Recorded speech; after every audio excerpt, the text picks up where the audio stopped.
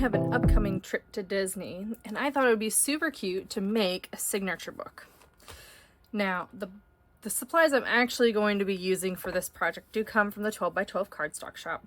It's the Fun at the Park by Doodlebug. I got the collection pack, the petite print assortment, the odds and ends, and the shape sprinkles, along with the 170 Ultra Black by Cereal for my cover. And then for the pages that the characters will sign on are the Solar White Neon Classic Crest from the 12x12 cardstock shop. Those are my supplies that I'm going to be using, but I want to tell you, I experimented with this first. So one thing that they always tell you is to have a big signature block for your character signature so they can write a little bit extra.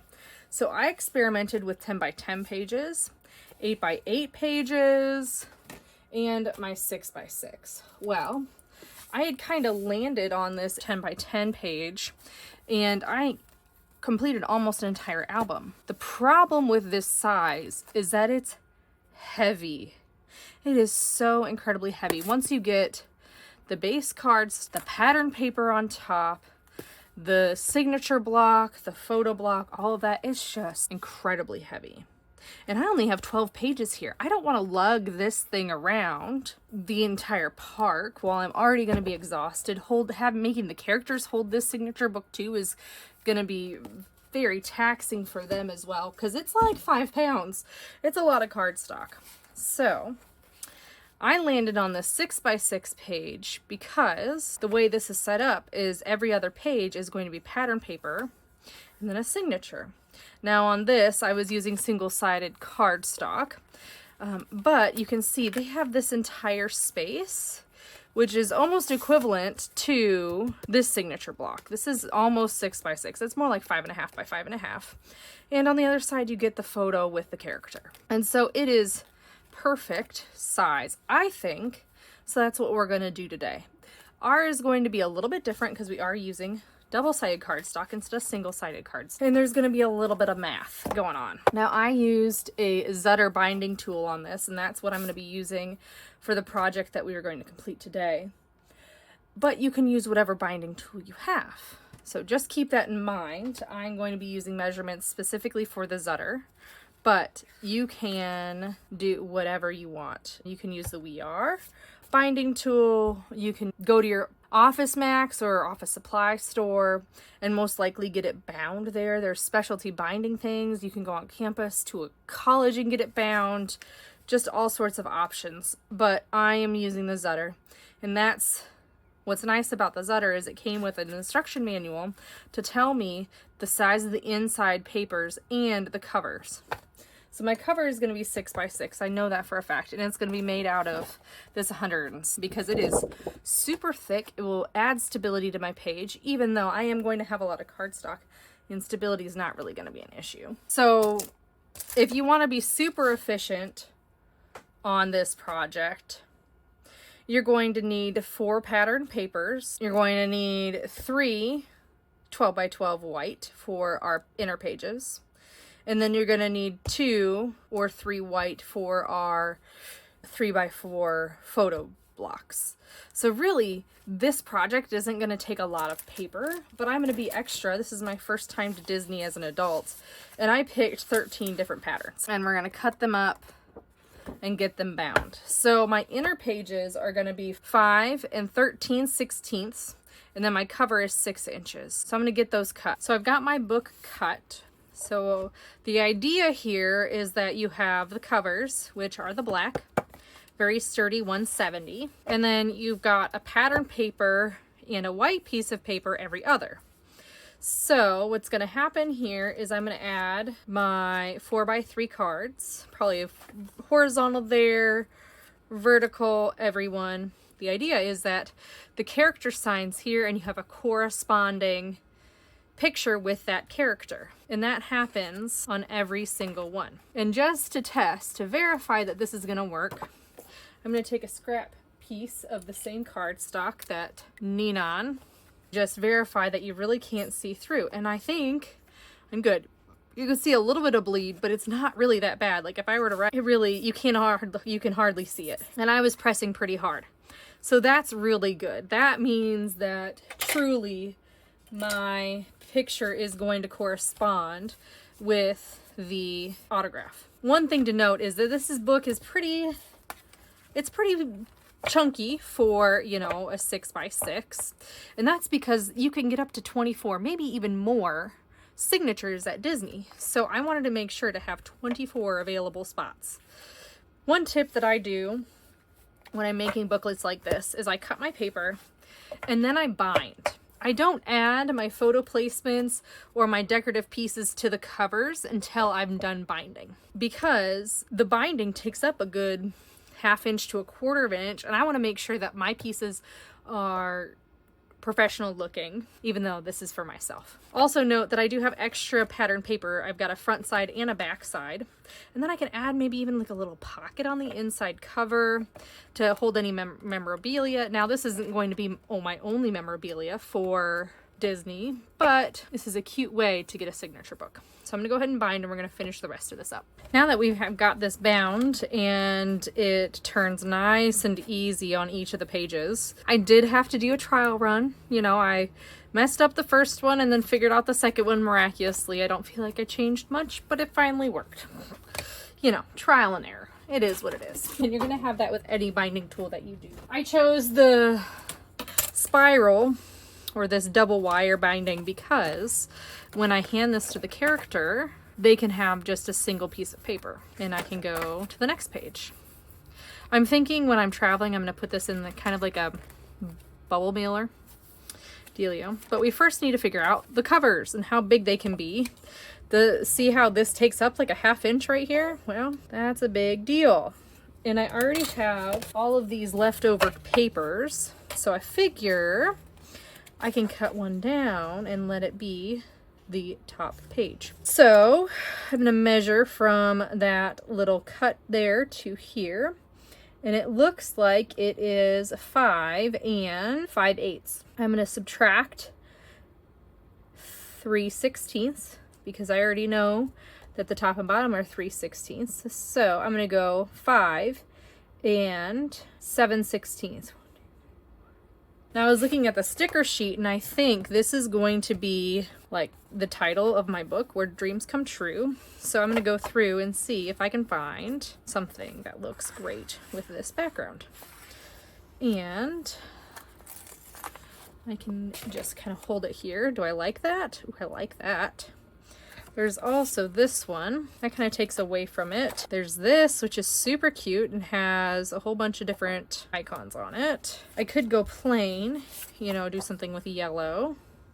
Meh. Teacups or red. That looks pretty good. I wonder if I layer. So if I go like this, or do I go like this? I kind of like to layer, so I'm going to layer this one up. So I said 5 7/16 for the width. So then I've got a nice even border all the way around. And then let's do, how big is this? That's 3.5. So if I do 4x4, I've actually got a handy dandy thing here that's 4x4. Do I like how small that is? Let's do 4.5 by 4.5, just to cut down, right? Like there's no need to, then maybe, hang on. So this was 5 7/16, and this is 5 13/16. I'm gonna use some math here because I don't want it to look weird, and I feel if I do a square inside not a square, it would look a little weird. So we've got 5 13/16 and 5 7/16. So if I take a ½ inch away, let's take an inch. So it would be 4 13/16 and 4 7/16. Let's do that and see how it goes, because then I think it'll look nicer. So this is the width. So 4 7/16 and 4 13/16. Okay, that looks pretty good that way. Let's check this. Yeah, I think that looks good. I kind of want to take a little bit more away here, so I might do 7/16. See where we're at and just make it a square, even though my edges aren't going to be the same. I think that's going to look better. Yeah, I like that better. So there's that. That'll be my title page. And when I'm gluing this, I am using my art glitter glue, which you can buy at the 12x12 cardstock shop. And by the way, you can get all of this stuff except for the binding tool at the 12x12 cardstock shop. But again, you can use any binding tool that you want. I'm doing glue instead of ATG because this is a book that will be handled a lot between now when it's preserved, which will be after the trip, right? So we just got to be aware that things are going to want to fall apart, and glue is less likely to fall apart than ATG. That looks pretty dang good. So there's my front page.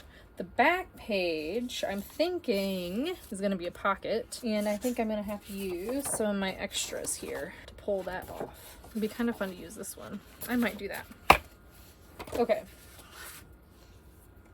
So I'm going to cut this down, I think, again, to the 5 7/16. That's why it's nice to write things down, because then you don't have to read count. Yeah, that's gonna be cute. This is definitely one way to use all of your scraps, right? Okay, well, I think yellow would be cute. So to make the pockets, I am going to use my score tool. You can use any score tool that you want. And I need to do 5/16 as my dealio, and it's right about there. So I guess it would have been, wait, 1, 2, 3, 4, 5, 6, an 1/8. So 1 3/8, and then 2, 3. Okay. And then I want to go up about that far. So I'm going to say that dot right there. I'm going to score again, right here-ish. Not very precise on this, guys. And then I'm going to cut this down 3/8 of an inch, because that's about there. Okay, so what this ended up being is I scored 3/8 of an inch in on either side, and then up here is 3/8 of an inch. And this right here, height-wise, is 3 3/8-ish. And this is all gonna kind of depend on how you want to do it. It's not a perfect science. So to make my corner square, I'm gonna cut off at an angle, and then I'm going to press these in. Now I'm doing the yellow dark dot background. You can do the light dot if you want to. You can do a different dot if you want to. Point is to get that to sit right about there. And look at that. There is my little cute pocket. So I'm going to use glue again. So now I can put any little stickers that I get in here, any souvenirs that are kind of flat can go in this book. It'll be super cute. And I'll do the same thing probably for the back cover too, but you can see that just kind of slips right in. It's awesome. Now for this top one, I think I might just do a sticker right here, and then on the back side what I'm going to do is I'm going to put a horizontal photo with a little bit of ephemera. I think that's cute. Do I want to make the bow bigger? I do want to make the bow bigger. Who says you can't layer die cuts over stickers? Beautiful. That's super cute, fun first page. Next, we're going to go on to our placement of my 4x3 cards. Now these are 4 1/8 by 6 1/8 because I do like that border, and I think it'd be cute to kind of add some ephemera on here. Now note, when you overlap like this, you do have to not put glue where you're going to overlap. I think that's cute. And I'm going to make super quick decisions here. I don't want this project to last a very long time, and it's just going to be super fun, super cute. Okay, so I'm going to go right down the middle, and then I'm leaving this area blank so that I can later put a photo in. And I know, because I'm making these for myself, that this is a 4x3 photo. If I wasn't making it for myself, you saw my example where I had stamped 4x3 photo. So I think I'm gonna pixie whatever dust somebody at the park with this. So that's why I put 4x3 photo here, so that they can have this. Hopefully I can find a little girl with a birthday. I think that'd be super cute. But mine is going to have a little bit extra because it's me and I'm an extra person. Okay, so I can do things like that. I don't really want to do tickets. Let's do, or luggage. I could do something like this. No. What about a Ferris wheel? How cute is that? So I can, that's super cute. Now, does the person that I have here need to be Dumbo? No, absolutely not. It'd be cool if my photo was next to a Ferris wheel, but do I think that's actually going to happen? No, I don't.